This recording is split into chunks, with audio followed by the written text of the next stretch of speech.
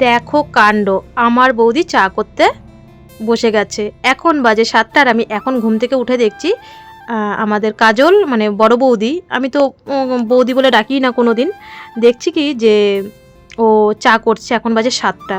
চা খেয়ে সঙ্গে সঙ্গে চলে গেলাম পিসিমাকে দেখতে। কালকে পিসিমার অবস্থা খুব খারাপ ছিল, আমার যে জ্বর এসেছিল তার মধ্যে পিসিমাকে দেখতে এসি। তো তোমাদেরকে আর পিসিমাকে দেখালাম না। দেখো ওদের বাড়ি কত লোকজন। শুভ সকাল বন্ধুরা, নতুন সকালে নতুন শুভেচ্ছা জানিয়ে আরও একটি ভিডিও শুরু করলাম। আশা করি যে যেখানে আছো ভালো আছো, সুস্থ আছো। তোমাদের আশীর্বাদে, প্রভুর আশীর্বাদে আজকে আমি মোটামুটি একটু ভালো আছি। আর তোমাদের রিমি সোনাও ভালো আছে, আমাদের পরিবারের সকলেই মোটামুটি ভালো আছে, শুধু আমারই একটু শরীর খারাপ। আর কেন আমি ভিডিও দিতে পারছি না সবটাই তো তোমরা জানো। তা আমার ঘুম থেকে উঠেই দেখি কি আমার বৌদি ভোর 5টায় উঠেছে। তা উঠে ও বারান্দা লেপে ফেলেছে গোবর দিয়ে, সব কিছু করে ফেলেছে, কারণ ঘরটা নোংরা নোংরা হয়েছিল। তোমরা সবটাই জানো মানুকে কত পরিষ্কার করে রাখতে হয়। তা আমি বলছি কি রে, আমাকে একবারও ডাকিস নি। বলছি কি তোমার শরীর খারাপ, তা কী ডাকবো দিদি? তা ও তো আমাকে দিদি বলে ডাকে আগের থেকেই, ওর বিয়ের আগের থেকেই। তা ও এদিকে রান্নাটা বসিয়ে দিল, আমি এদিকে বিছানাটা গুছাতে চলে এসেছি, কারণ মানুষ তো আজকে পড়াতে আসবে। আর কালকে যে আমার জ্বর এসেছিল, আমি একটু ওই চাদরটাই দুপুরবেলা শুয়েছিলাম, সেই চাদরটাও পাল্টে দিলাম। ব্ল্যাঙ্কেটটা রোদ্রে দিয়ে এসি, সবই রোদ্রে দিয়ে এসেছিলাম, তারপরে আবার নিয়ে এসে আবার পাতলাম, কারণ ওকে 10:30টায় পড়াতে আসবে। তো এদিকে কাজল কি রান্না করবে আমি বললাম, কালকের অনেক ভাত ছিল, কাজলই তো কালকে রাত্রে রান্না করেছে। তা ও একটু চাল বেশি নিয়েছিল, আমি বলেছিলাম ওকে 2 গ্লাস চাল নিতে, 500 চাল নিতে, তা ও 500ই নিয়েছিল। যাই হোক ভাত অনেকটাই ছিল। তা বললো কি দিদি ভাত ভাজা করি, তুমি আর আমি খেয়ে ফেলবো, আর মেয়ের জন্য একটু গরম ভাত করি, ফেনা ভাত করি। তা মানুর জন্য আর মানুর দাদুর জন্য ও হচ্ছে আলু সিদ্ধ দিয়ে গরম ভাত করলো। তা মানু আর মানুর মামি হচ্ছে কলে। তা আমার 3 দিনকার জামা কাপড় পুরো বাথরুমে ওইভাবেই রেখে দিয়েছিলাম, আমার কাচার মতন ক্ষমতা বা শক্তি ছিল না। তার মধ্যেও দেখো দোকানদারি করতে হয়, কিছু করার নেই, পেটের টানে সবটাই করতে হয়। তা আমি এদিকে দোকানদারি করতে গেছি। আর আমাদের কাজল হচ্ছে জামা কাপড়, অনেক জামা কাপড় ছিল, তো অনেক কিছু ঘরের যা ছিল সব রোদে দিচ্ছিল। তো আমি ওর সাথে সাথে একটু হেল্প করছিলাম, যে আবার তো দুপুরে রান্না করতে হবে। কাজল বলছে দিদি তুমি একদম জল হাত দিও না, কারণ আমার কানের গোড়াটাও ফুলেছে ঠান্ডার থেকে। তো বলছে তুমি জলটা হাত দিও না, আমি যেই 2 দিন থাকি।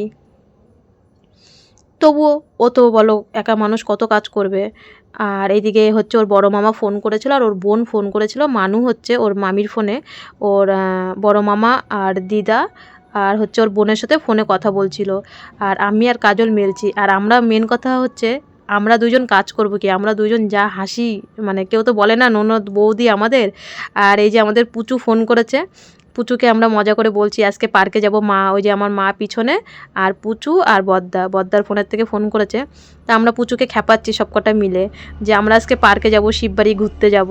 এই দেখো বন্ধুরা, কালকে মাছ এনেছিল, ওই আমার ছোট জায়ের ফ্রিজে থুয়ে দিয়েছিলাম। মানে আমার অবস্থা এতটাই খারাপ ছিল, তোমাদের সাথে এই অন ক্যামেরায় এখন কথা বলছি, সবটাই বলবো পরে। তা হচ্ছে সেই কালকে মাছ, বেলে মাছ, তারপরে পুঁটি মাছ, মায়া মাছ, এগুলো হচ্ছে এনেছিল। তা আমি আবার ও মানু দৌড়ে দৌড়ে গেল, ছোট মানে ওর বড় মা হয় আমার থেকে বড়, আমার যা। তা আমার ছোট জায়ের কাছে বললো যে বর্মা তোমাদের ফ্রিজে মাছগুলো রাখবো, বললো হ্যাঁ রাখ। তাই ওই এখন আমরা দুজন মিলে এই মাছগুলো এখন কাটবো।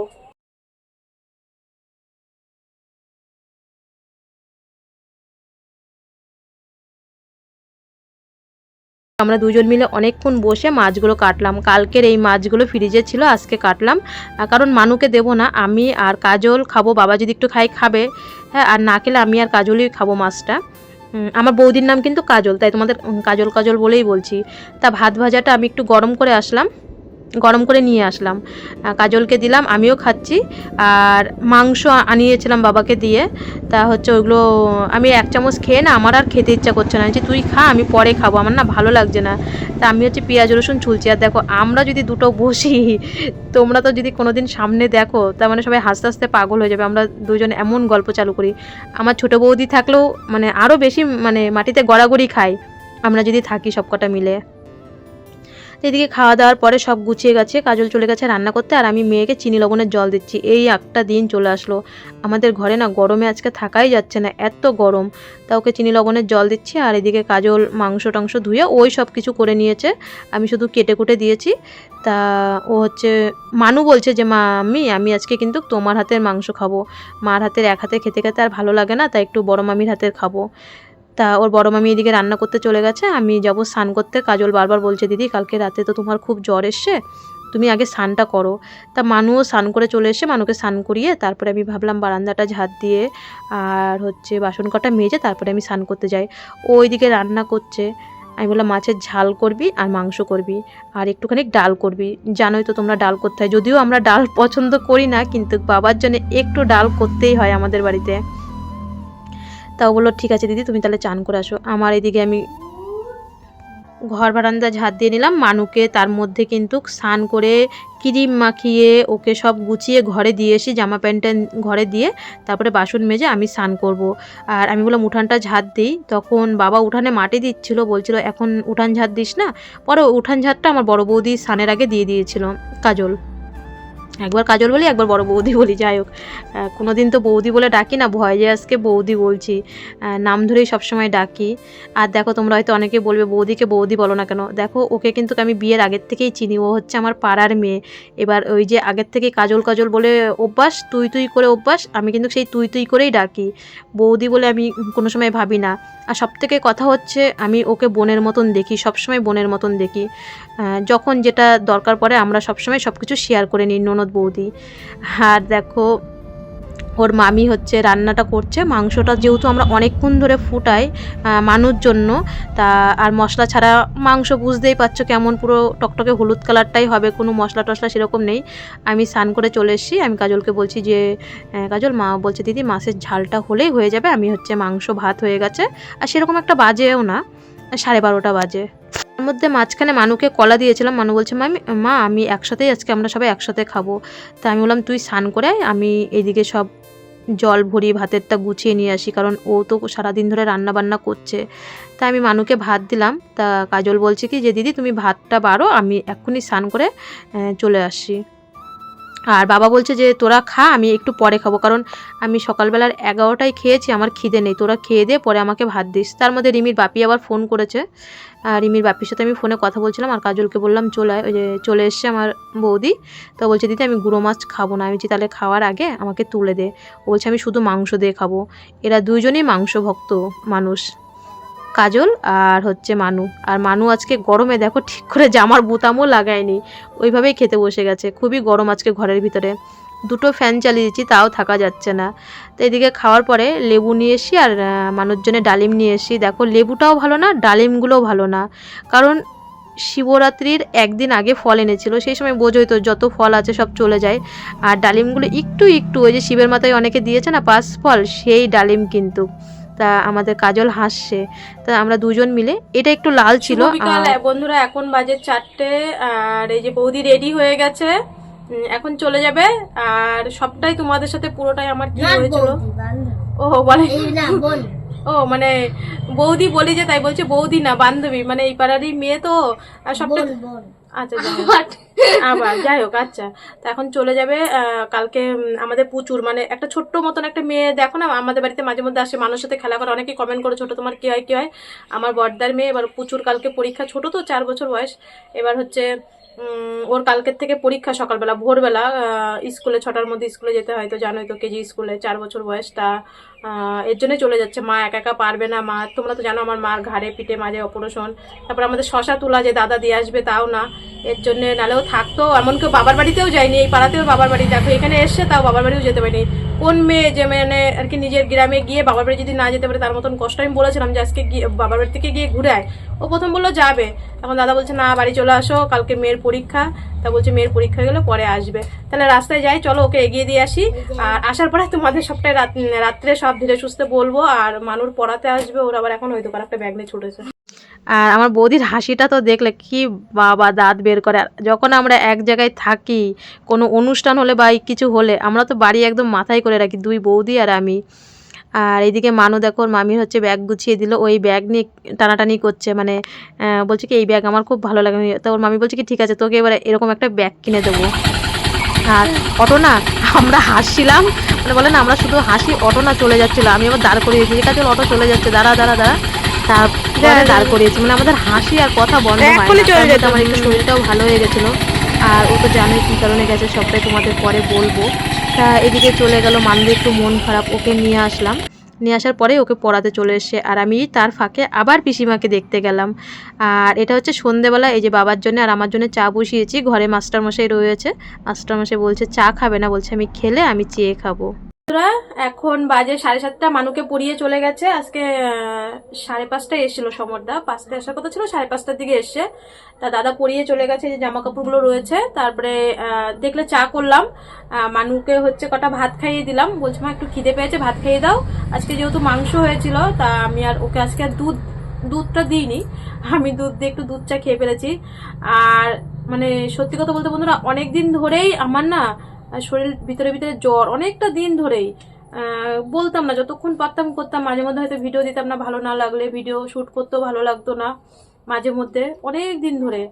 আর সত্যি কথা বলতে আজকে 13 বছর ধরেই আমার জীবনটা হচ্ছে হসপিটাল। হয়তো আমি এই প্ল্যাটফর্মে 1 বছর হলে এসেছি, তোমরা 1 বছর ধরে আমাকে দেখছো, সত্যি সত্যি আজকে 13 বছর ধরে আমার জীবনটা হসপিটাল। মনে হয় যেন কি আজকে বাবার বাড়ি যাই না 1টা বছর হয়ে গেছে, মনে হয় যেন কি মানে আমি 2 দিন একদম পুরো মানে বিছনায় একদম রেস্ট করতাম, এরকম মনে হয় যে বাবার বাড়িতে যাই 2 দিন থাকি, কিন্তু সেটা তো হয় না। আর আমি খুবই কমই বাবার বাড়িতে যাওয়া হয়। সেই যে 15 বছর বয়সে এসে সংসারটা ধরেছি, আর কোনোদিন শাশুড়ি মায়ের হাতের রান্নাও খাইনি। শাশুড়ি মার দোকান আর মানুকে দেখতো, নিজের হাতের রান্না খাওয়া দাওয়া তো ভালো লাগে না। আর মনে যেন কি কোথাও ঘুরতে যাই, আজ পর্যন্ত বিয়ের পরে কোনোদিন কোথাও ঘুরতে যাইনি, কিন্তু সব হসপিটাল চিনি, শুধু হসপিটালেই গেছি। কোনোদিন রিমির বাপি যে আমাকে একটু ঘুরতে নিয়ে যাবে, ওই আজকে তো ভেলুরেই তো যাই, প্রায় 9 বছর ধরে ভেলুরে যাই। আমি তো হসপিটালেই ঘুরি, আর কি বলবো। যাই হোক, এত ওষুধ পাঠিয়েছে আমাদের বাবার বাড়িতে গাংনাপুরে যে ডাক্তার, মানে কল্যাণী হসপিটালের ডাক্তার, লকডাউনের আগে এসে, খুব ভালো ডাক্তার, এত ভালো ডাক্তার, অনেকে ওনাকে তাড়ানোর জন্য চেষ্টা করেছিল, কিন্তু আমার দাদাদের জন্য উনি বলছে না আপনি এখানেই থাকবেন। তো ওই ডাক্তারকে আমরা মাঝে মধ্যেই দেখাই, আমাদের কিছু হয়ে গেলে, মা মেয়ের কিছু হলে হট করে ওখানে দেখাই। তা উনি সঙ্গে সঙ্গে, দাদা ফোন করার সঙ্গে সঙ্গে প্রেসক্রিপশন লিখে ওষুধ পাঠিয়ে দিল। দাদা ওষুধ কিনে পাঠিয়েছে। সত্যি কথা বলতে আমি ওষুধ খেয়ে কালকে, ওই ডাক্তারের ওষুধ, উনি এমনই একটা ডাক্তার, ওষুধ খাওয়ার সঙ্গে সঙ্গে কালকের থেকে আমি পুরো মানে ভালো আছি। আমার না ভিতরে ভিতরে সবসময় জ্বর জ্বর থাকতো। আর তোমরা তো জানো আমি একজন থ্যালাসেমিয়া ক্যারিয়ার, তার থেকেও বেশি, আমি সবটাই তোমাদের একদিন ভিডিওতে বলবো। আর হচ্ছে আমার হিমোগ্লোবিন অনেকটাই কম থাকে সবসময়। আমি তো সকালবেলা উঠে দেখি আমার পুরো মুখটুক ফুলে গেছিল। তা ওষুধ খেয়ে আমি এখন অনেকটা ভালো আছি, গা হাত পায়ে কোনো শরীরে কোনো বিষ ব্যথা ট্যাথা কিচ্ছু নেই। কালকে যখন আমার 106, তখন বিনিতার ঠাম্মাকে আজকে না হলেও 5 থেকে 6 বার দেখতে গেছি। কাজ করি আবার যাই, কাজ করি আবার দেখতে যাই। আর কালকে 106 জ্বর, ওই জ্বর অবস্থায় আমি মানে মানু আমাকে চিনি লবণের জল দিল, আমি আবার তাড়াতাড়ি দেখতে গেছি, কারণ পিসিমার মুখে একটু জল দিলাম, তখন তুলসী তলে বের করেছিল। এখন ওরকমই রয়েছে, এখন কখন জানি চলে যায় পিসিমা। আমাদের বংশের সব থেকে বড় মেয়ে, 105 বছর বয়স আমার পিসি শাশুড়ির, বিনিতার ঠাম্মা। তা আজকেও 5-6 বার গেছি দেখতে। আর তোমরা অনেকেই কমেন্ট করছো আমরা ননদ বৌদি, সত্যি দেখো আমার বৌদির এখানেই বাবার বাড়ি, দেখো আজকে ও এসে বাবার বাড়িতেও পর্যন্ত যায়নি। আমি ওর সম্বন্ধে যাই বলি মনে হয় যেন কম বলা হয়ে যাবে। অনেকেই কমেন্ট করেছো, সত্যি ভাগ্য করে বৌদি পেয়েছো একদম। আমরা হয়তো দেখে শুনে বিয়ে দিয়েছি আমার বদ্দাকে, বদ্দা তো বিয়ের জন্য রাজিই হচ্ছিল না, কারণ বদ্দা একটু পলিটিক্সে থাকে, তো ও একটু হচ্ছে মানে বিয়ের জন্য রাজি হচ্ছিল না, আমরা জোর করে ওকে বিয়ে দিয়েছি। আর মেয়েটাও পর্যন্ত পিসির ভক্ত। মা বলে কি জানিস না, তুই এই বাড়ির থেকে চলে গেছিস, আমার দাদার মেয়েটা, ওইটা হচ্ছে আমার দাদার মেয়ে, পুরো আমার মতনই। মা কয় আমি তো একটু ছেলেপেলের সাথে একটু খেলি, তারপরে মজা করি, পিছনে লাগা যেটাকে বলে করি। তা মা কয় আমাদের, ওকে তো বাড়িতে পুচু ডাকে, আমি পুচু ডাকি, ওই পুচুও পুরো সেম তোর মতন হয়েছে, একটা বাড়ির থেকে গেছে আর একটা হয়েছে। ওই মেয়েটাও পর্যন্ত ওর পিসির ভক্ত, সত্যি। আর হচ্ছে দেখো, সব থেকে বড় কথা হচ্ছে কি, আমাদের সবাইকেই মিলমিশে নিয়ে থাকতে হবে। এই যে আমার 2 বৌদি আছে, 2 দাদা, আমার মা, সবার বাড়িতেই ঝামেলা হয়, অশান্তি হয়। আমি মাকে সবসময় একটা কথাই বুঝাই যে মা দেখো, ওরা হচ্ছে পরের বাড়ির মেয়ে, আমিও যেমন পরের বাড়ির থেকে এই বাড়িতে এসেছি, মানিয়ে নিতে হয়। আর হচ্ছে আমি যদি অশান্তি বাদে আগে আমি আমার মা বাবাকে বকা দিই যে ওরা ভুল করতেই পারে। ওরা যখন কোনো মানে আমি তো সেরকম একটা বাবার বাড়িতে যাই না, যদি ঝগড়া বাদে আমার কাছে একটু তো হলেও অনেকদিন পরে হয়তো আমার কানে খবর আসে, দাদা বা বৌদি বা মা বাবা যেই হোক আমাকে কেউ না কেউ বলবে। তা সবাই তো মোটামুটি অটোমেটিক আমার কাছে ফোন করতে থাকে। আর সব থেকে বেশি কথা হচ্ছে আমার দাদার মেয়ে, দিনের কেউ আমার বাবার বাড়িতে ফোন করুক না করুক, আমার মাও যদি ফোন করতে ভুলে যায়, আমার দাদার মেয়ে ফোন করতে ভুলে না, পুচু। যদি ওর মা যদি একদিন ফোন না করে, ওর বাবা রাত 11টা 11:30টায় আসলো, তাও একবার ভিডিও কল করবো, আমাকে একবার দেখবে, দিদিভাইকে একবার দেখবে। দিদিভাই বলতো জীবন পুচু। তাই মানু বলে যে মামার বাড়ির মধ্যে কেউ যদি আমাকে নিঃস্বার্থ ভালোবেসে থাকে সেটা হচ্ছে আমার বোন ভালোবাসে। মামার বাড়ি এতগুলো লোকের মধ্যে সব থেকে আমার বোন আমাকে নিঃস্বার্থভাবে ভালোবাসে। তা ছোট মানুষ তো আমি কই কি হয়তো বোন এখন ছোট, এরকম বড় হয়ে গেলে বলে কি না বোন এরকম হবে না। আর দেখো আমার বৌদি এরকম, আমি হয়তো যত বললাম না, যত বলবো হয়তো ভিডিওটা বড় হয়ে যাবে। আমার বৌদি বিএমটির জন্যে কি না করেছে অবশ্যই তোমাদের সবটা বলবো। একদিন ও সামনে আসুক, মানুষ জন্মদিনে যখন সামনে আসবে ভিডিও করে আমি সবটাই বলবো। ও বিএমটির 2021-এর থেকেও আমার পিছনে কিভাবে ছিল সবটা তোমাদের সাথে বলবো, আমার বড় বৌদি।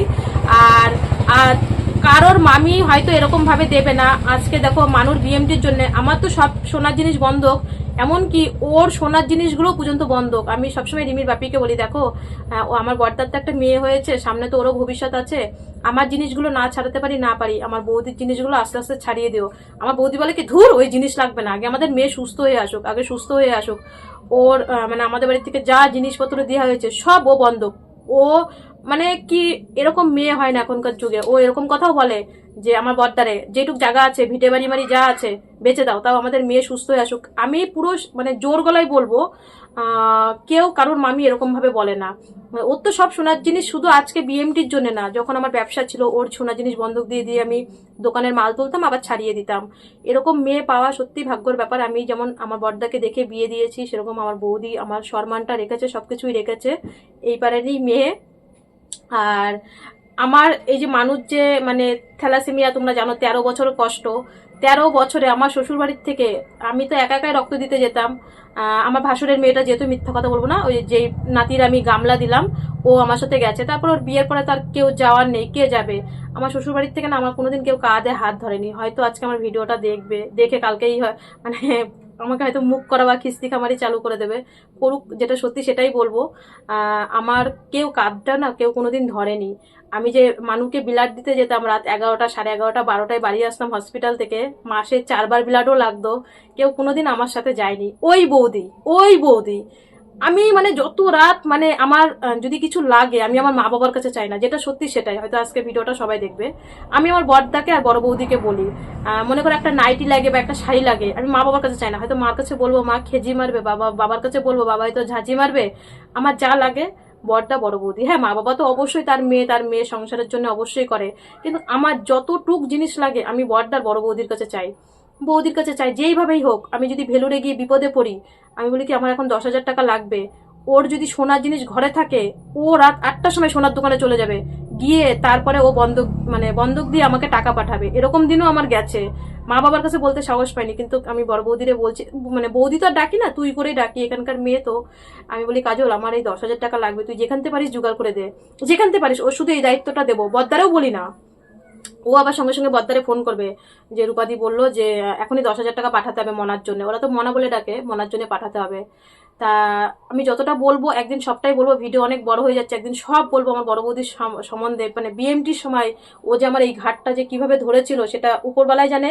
তোমরা আমার নিচের ভিডিওতে দেখবে কোথায় কোথায় গেছি, সব জায়গায় বড় বৌদিকেই নিয়ে গেছি, কিন্তু আমার এই ফ্যামিলিতে আমার বিএমটিতে পাশে আমার কেউ ছিল না পাশে। ফোন তো করেই নাই কেউ, তোমরা তো সবটাই জানো, এমনকি আমার পাশে কেউই ছিল না। হয়তো আমার আজকের ভিডিওটা দেখে আমাকে হয়তো কালকে গালাগালি দেবে। যদি আমি অনেক কিছু বলতাম অনেক বড় হয়ে যেত। একদিন আমার বৌদি, আমি হচ্ছে ভেলুরের থেকে, আর খুব তাড়াতাড়ি ভেলুরে আমার যেতে হবে, আমাকেও সুস্থ থাকতে হবে। আর সত্যি আমি ভাবতে পারিনি আমার একটু মানে শরীর খারাপে আজকে আমার নিজের লোকরা ভিডিও দেখার পরে কেউই হয়তো সেরকম কেউ ফোনই করেনি, কেউ ফোন করেনি, আর থাক না করেছে তাদের কোনো ব্যাপার নেই।